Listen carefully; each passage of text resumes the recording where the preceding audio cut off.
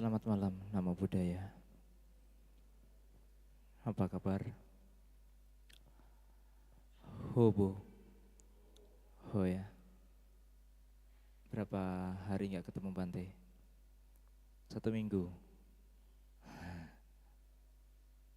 Kalau ada yang setiap pagi jumpa Bante, nampak ya, yang nggak setiap pagi mana?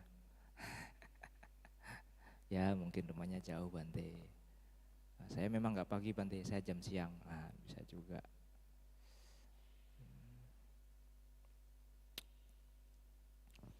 Ada yang mau buka diskusi Dhamma? Siapa yang mau bikin topik? Buka diskusi. Harus ada kata kunci supaya kita bisa bersama-sama belajar dan benar-benar paham serta meyakini ajaran suci Sang Buddha. Karena ajaran ini lahir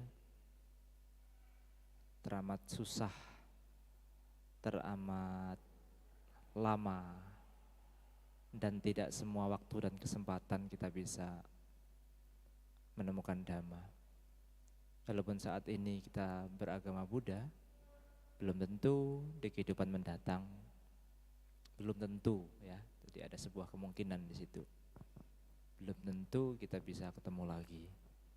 Kita bisa menemukan ajaran Buddha yang begitu agung, begitu luhur, begitu tinggi, begitu mulia. Dan sesuatu hal yang tinggi, yang luhur, yang mulia, yang baik, itu susah digapainya. Sesuatu yang mengarah ke atas, jangkauannya itu akan susah. Beda dengan ke bawah, tinggal loncat sampai. Tapi sesuatu yang ke atas, kita harus merangkak, kita harus pakai tangga, dan lain sebagainya.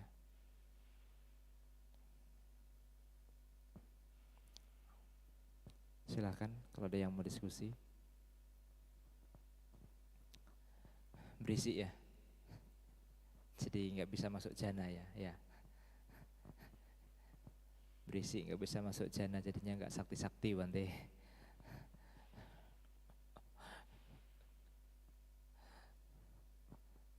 Di antara semua kesaktian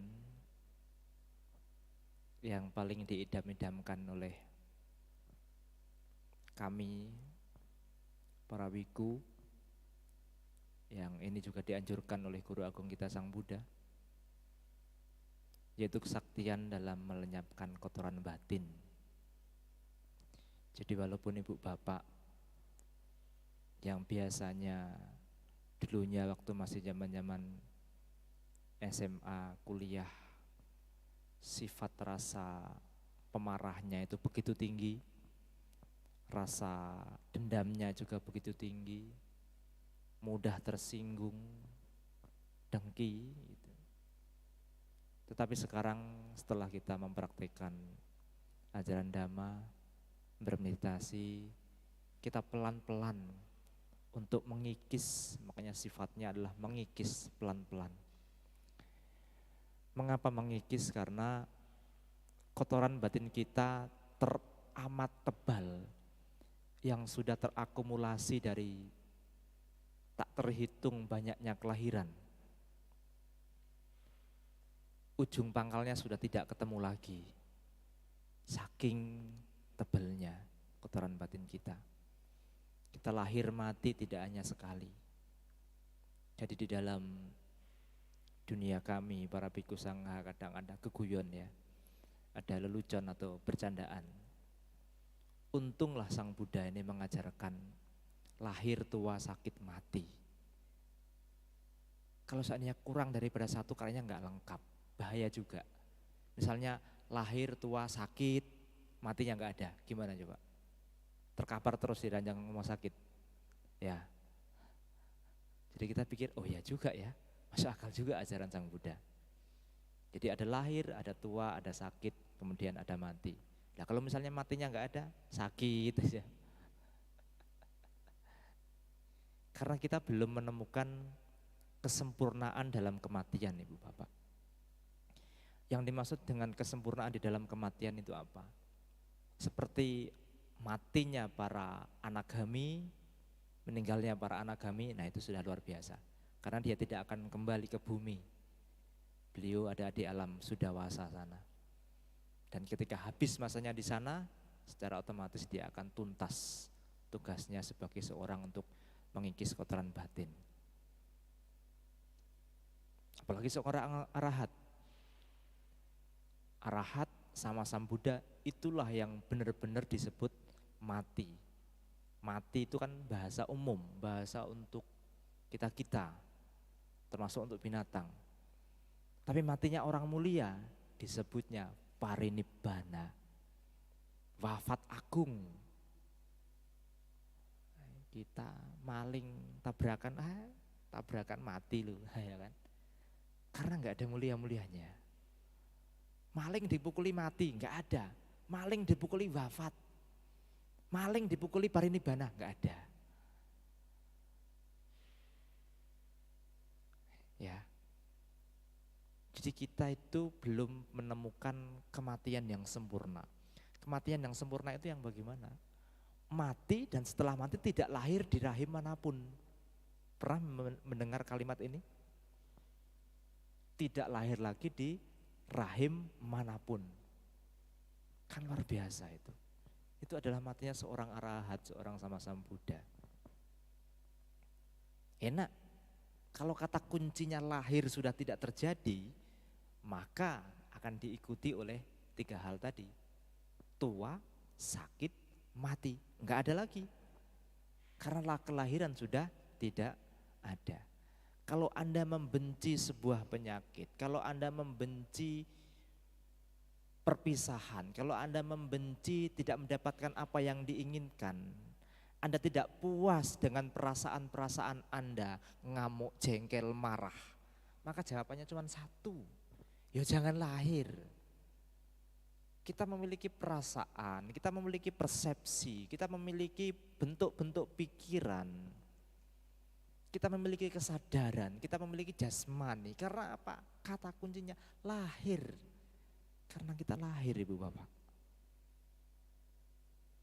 Dan dari jasmani, dari pancakanda itu terus bermunculan kekotoran-kekotoran batin kita. Karena apa? Landasannya masih ada. Landasannya itu apa sih?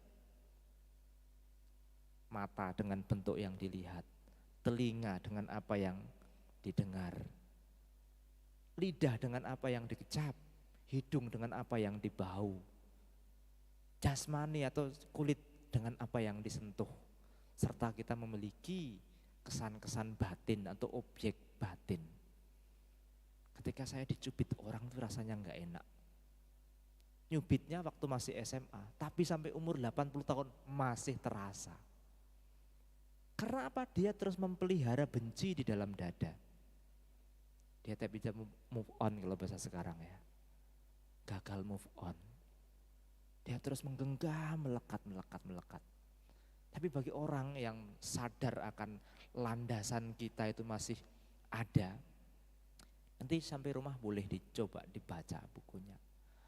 Di dalam kitab suci kita itu ada yang namanya Salayatana Waga. Waga itu kelompok, Salayatana itu ya landasan. Jadi itu ada banyak suta yang membahas tentang landasan panca indera ini dan bagaimana cara menghadapinya.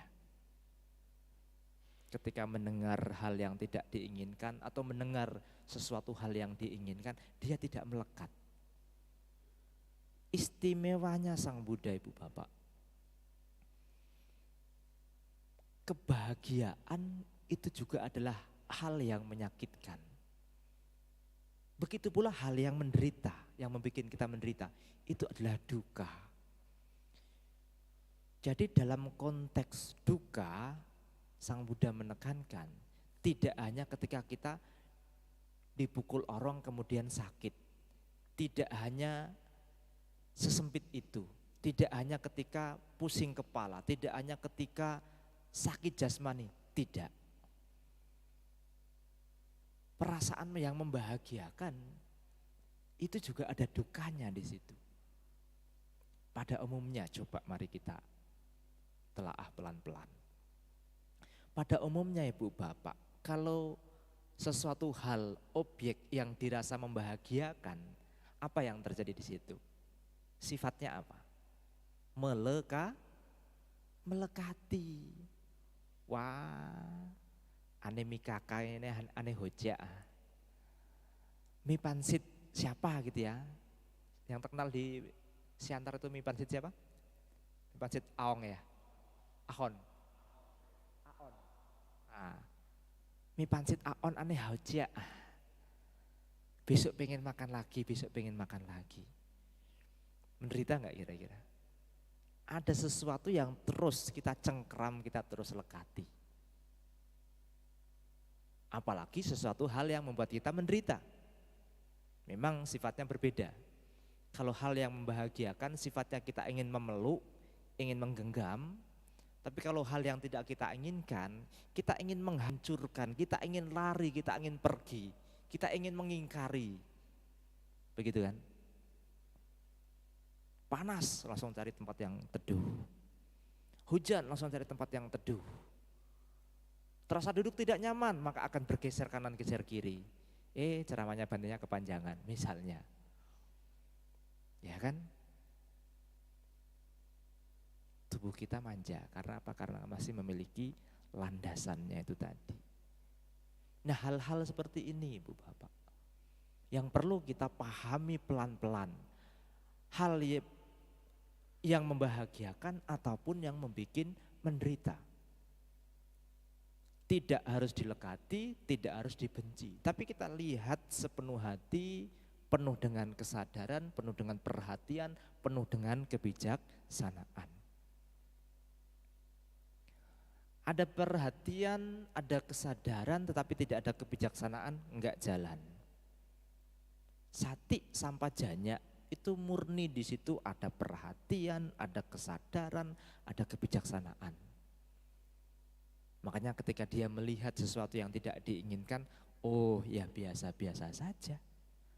Menginginkan yang dianggap orang lain membahagiakan, oh ya biasa-biasa saja. Tidak lantas kemudian ketika melihat sesuatu yang diinginkan, girang meluap-luap. Tapi ketika jatuh menderita, 7 hari 7 malam gak keluar kamar, gak makan, gak minum. Menyiksa diri katanya. Begitu kan kalau orang putus cinta? Mana kalau remaja? Gak ada remaja di sini ya? Ada 1, 2. Hah? Gitu kan kalau putus cinta kan? Kita terus dipermainkan oleh kenangan-kenangan kita.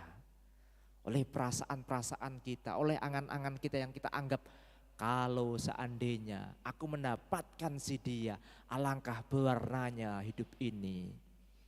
Alangkah indahnya hidupku. Begitu kan? Tetapi ketika putus cinta, yang awalnya tai kucing rasa coklat. Nah, ini coklat pun rasa tai kucing, dibalik jadinya. Yang awalnya makan enak jadinya tidak enak. Terus batin kita, perasaan kita terus tersiksa. Tersiksa oleh siapa? Tidak ada faktor X yang membuat siksaan itu, enggak ada. Lu sendiri, kita sendiri, Anda sendiri. Udah aku enggak mau kita ya, Anda sendiri saja kalau gitu. Anda. Ya gini-gini dulu juga pernah mengalami yang namanya kasmaran, juga pernah ya kan. Jadi tahu bagaimana perasaan itu dipermainkan oleh kasmaran itu sendiri. Nah, hal-hal seperti ini yang perlu kita kikis Ibu Bapak. Jadi kesaktian itu bukan karena berkedip celing langsung hilang.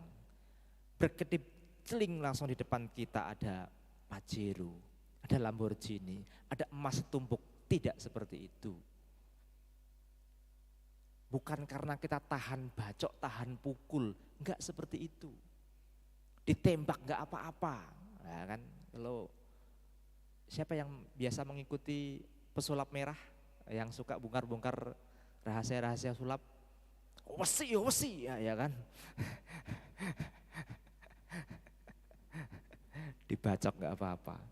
Saya jujur Ibu Bapak, kalau melihat seperti itu tuh kayak ketawa-ketawa geli ya gitu ya. Jadi kalau mengukur hal seperti itu kayak kita itu dengan pemahaman yang diajarkan oleh Guru Agung kita Sang Buddha, kita kayak udah di atas awan nggak terhingga itu kayaknya. Masih ada ya yang pemahaman-pemahaman yang seperti itu gitu. Kalau orang dikatain, diomongin, dia sudah kebal daripada hal itu, baru luar biasa. Dia tidak terikat lagi, tidak terpikat lagi untuk marah, untuk membenci. Sekalipun misalnya dia dibenci atau diapa-apain lah misalnya. Tidak ada rasa dendam lagi. Itu baru namanya sakti. Kesaktian sesungguhnya adalah mampu melenyapkan kekotoran-kekotoran batin kita. Walaupun kekotoran itu ada yang bersifat sudah kasar, ada yang bersifat sedang, ada yang bersifat halus. Maka formula yang telah diberikan oleh Guru Agung kita Sang Buddha, kekotoran-kekotoran batin yang kasar itu harus dihadapi dengan menjalankan sila. Jelas kan? Kalau kita melihat tentang Pancasila itu kan bagian daripada kekotoran-kekotoran batin yang bersifat kasar semua. Membunuh, melibatkan badan jasmani secara langsung ataupun tidak langsung. Mencuri, berzina. Enggak mungkin kan Anda berzina tapi tidak membawa hidung Anda? Atau meninggalkan kuping Anda di rumah? Enggak mungkin kan?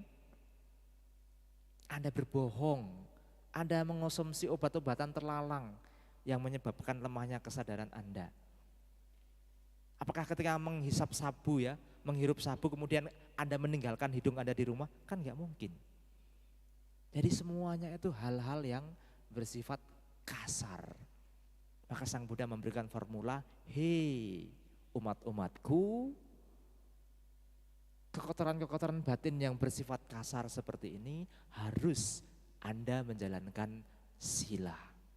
Kemoralan yang lebih tinggi. Tidak hanya tenggang rasa di antara sesama. Ya, tidak hanya tenggang rasa sebatas ilmu sosial, ilmu komunikasi dan lain sebagainya. Jangankan membunuh sesama manusia, membunuh binatang pun tidak boleh. Sekecil semut pun tidak boleh. Karena sampai sekarang Ibu Bapak, sehebat apapun ilmuwan, saya belum pernah menemukan dia bisa menciptakan semut. Lah kok kurang kerjaan banget berarti, masa ilmuwan kok hanya menciptakan semut gitu istilahnya ya. Kalau virus mungkin bisa diciptakan. Berbeda virus sama binatang. Semut sekecil apapun, belum ada itu ilmuwan yang bisa menemukan. Kalau kecanggihan teknologi ya luar biasa sampai sekarang. Tapi kalau untuk bisa menciptakan semut, gak ada ilmuwan itu. Makanya tidak boleh dibunuh.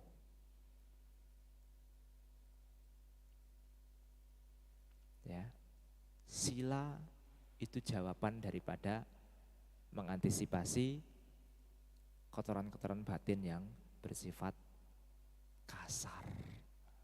Itu harus dijalankan dengan sila, harus dibarengi dengan sila. Yang masih di dalam batin yang ada kalanya muncul perasaan tidak enak, tidak nyaman, apalagi sih? Iri, dengki, marah, benci, apa ya?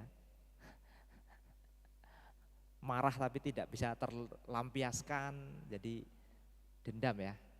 Ada di dalam hati kita. Itu ya. Nah itu harus dihadapi dengan kebijaksanaan. Hal seperti itu harus dilihat dengan kebijaksanaan. Karena tidak bisa dijalankan dengan sila, itu dengan batin lebih luhur. Makanya di dalam apa itu sama suta, apa itu saya lupa ya. Ada istilah sati parisudi. Jadi menjaga perhatian kita agar selalu tetap murni. Tahu batin ini muncul faktor mental yang tidak baik, langsung dipotong. Muncul lagi, potong lagi, muncul lagi, potong lagi. Sampai benar-benar takluk. Sama ketika Anda mempraktikkan meditasi nafas tadi. Baru budo, kelontang misalnya. Waduh, langsung terbawa ke sana kan? Perhatiannya langsung terbawa ke sana. Set, tarik lagi, set, budo, pem, mobil di tol. Terbawa ke sana lagi, ya kan? Tarik lagi, do, udah 3 kali tarikan nafas enak tuh, do, do. Ada yang buka pintu, ceklek, ke sana lagi, tarik lagi. Sampai Anda benar-benar mahir dengan hal itu, sampai Anda tidak terganggu dengan suara-suara seperti itu. Itu baru namanya kesaktian. Nah kalau hanya kesaktian sulap, anak TK bisa. Kemarin saya lihat anak TK yang sekolah di sini di apa namanya, Wellington ya. Dia pakai 3 jari sulap dia. Sap itu. Pindah ke sini katanya jarinya. Jadi awalnya 1 jadi 2 gini katanya. Sulap. Kan keren itu. Saya dalam hati, anak kecil bodohin saya ini ya. Anak sekecil itu bisa sulap ya, saya nggak bisa ya. Di sini 1 ya kan, nah, di sini 2, di sini 1 gitu. Jadi set, gitu, pindah ke sini semua katanya. Luar biasa. Ya, jadi kalau kita masih terusik dengan suara-suara seperti itu, berarti kita belum mahir dalam memegang objek. Jadi objeknya itu masih keluar masuk. Maka itulah pentingnya konsentrasi di situ. Jadi harus ada daya upaya. Saya pernah melihat apa itu namanya itu ya, orang yang buat permen Jepang atau apa itu ya, Jepang atau Korea yang dipukul-pukul terus itu. Jadi kayak gulali itu. Banyak orang itu, gantian mukul. Entah permen entah apa saya lupa. Hah? Oh mungkin ya, itu ya mungkin ya. Emoji mungkin ya. Ya, pukul terus ini. Itu kan terus di tempat. Entah berapa ratus pukulan itu misalnya. Ya sama batin Anda. Yang kalau kemarin saya mengumpamakan sebuah keris, sama. Keris itu kan hanya lempengan besi ya. Dibakar, dibolak-balik, dipukul-pukul, dibakar, dibolak-balik, dipukul-pukul sampai nanti mengeras dan bisa dibentuk dengan indah. Karena apa? Objeknya sudah terpegang dengan baik, objeknya sudah terkuasai dengan sempurna. Kalau belum ya itu tadi, budo, baru 5 tarikan nafas. Ya, sudah ada buka pintu. Makanya kita harus sama-sama memiliki satu kepekaan di dalam latihan bersama ini. Namanya juga latihan bersama. Jadi kadang ada yang harap maklum, tapi ketika sudah dimaklumi, Anda juga harus tahu diri. Wihara sini tuh Ibu Bapak, saya kira ini adalah wihara yang paling slow. Bukan berarti paling bobrok, enggak. Kalau mungkin di wihara-wihara lain, sudah kelewat waktunya kunci misalnya. HP enggak ada yang boleh bunyi misalnya. Anda di sini masih kita bebaskan. Karena kita tahu kalau kita gencet terus seperti itu, nggak kuat nanti.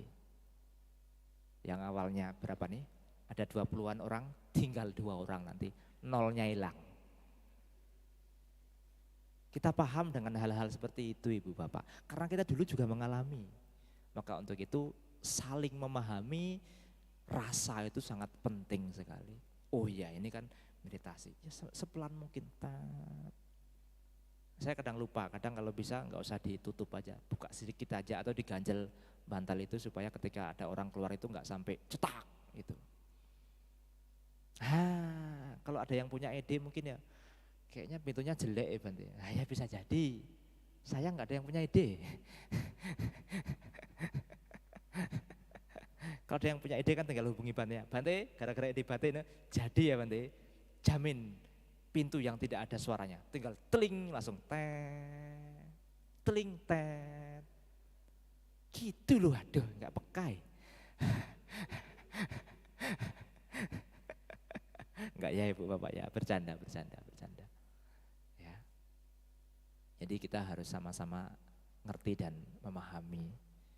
Sebisa mungkin yang paling belakangan misalnya baru datang ya udah tahu hening kayak gitu ya otomatis pelan-pelan.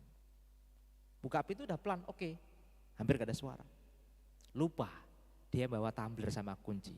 Kletek, cetek. Yang awalnya bodoh, sudah 5 tarikan sudah enak-enak, kaget lagi. Pernah mengalami seperti itu? Ya mudah-mudahan. Setelah mendengar Bantenya cuap-cuap jadi pelan-pelan. Gitu ya. Jadi supaya karena duri suara adalah duri di dalam samatha. Suara adalah duri di dalam konsentrasi. Tapi kalau Anda berwipasana justru dibuka semua. Suara apapun yang tidak bersuara semua dipahami. Itu wipasana. Tapi untuk orang wipasana butuh yang namanya konsentrasi. Ya, Ibu Bapak ya. Mungkin itu yang dapat saya sampaikan, kalau tidak ada yang mau dipertanyakan. Jadi tadi awalnya kata kunci tapi entah ngomongnya entah kemana-mana. Tapi Ibu Bapak bukan anak kecil lagi, jadi saya kira bisa untuk menyaring apa yang bermanfaat. Silakan digenggam, dikantongi, dibawa pulang. Ya, yang tidak bermanfaat cukup ditinggal di ruangan ini. Ketika sudah keluar pintu wihara ini sudah gak ada lagi yang tidak bermanfaat. Jadi bawa pulang yang bermanfaat-manfaat saja. Itu yang dapat saya sampaikan. Mohon maaf atas segala kekurangan. Akhir kata, Sabbe Satta Bhavantu Sukhitata. Namo Buddhaya. Sampai jumpa di Selasa depan.